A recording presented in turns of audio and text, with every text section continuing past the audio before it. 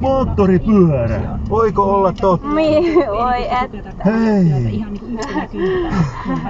On niin kylmä. Ja meidän pitäisi katsoa Ei voi. vaikka se, että on näkövammaisia oppilaita, niin 9 astetta pakkasta. oppilaiden oppimista ja hyvinvointia, mutta sitten vaikka käytöshäiriöiset lapset on asia Eikö se on erikseen. mopo? Ja tutkimusten mukaan heitä ei kannattaisi taas välttämättä laittaa sinne tavallisten oppilaiden kanssa samaan luokkaan.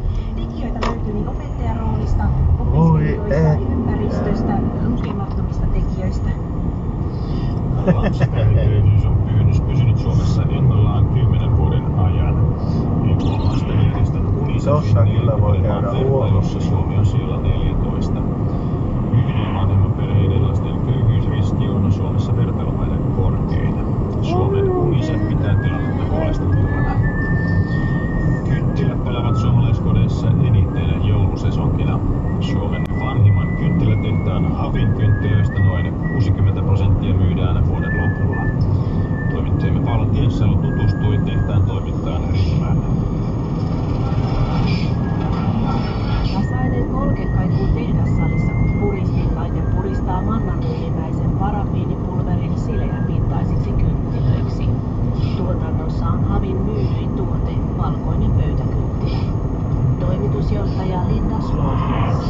Suomalaiset on hyvin perinteisiä ja arvostavat laatua ja ominaisuuksia. Ja me No ei voi. vuosittain noin 20-30 miljoonaa kynttilää. Yksi vankimmista perinteistä on synnyttänyt Oh my god. kynttilän kodin. What? Hei! Itsenäisyyspäivän Oi itku!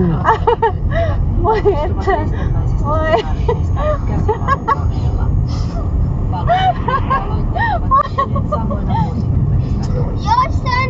Jos hän olisi tippunut siitä pois, minua sitten olisi pelottanut. Kynttilä on hyvin tärkeä. Joo, se oli vaarallinen tilanne. Minua pelottaa. Ja surussa ja juhlassa.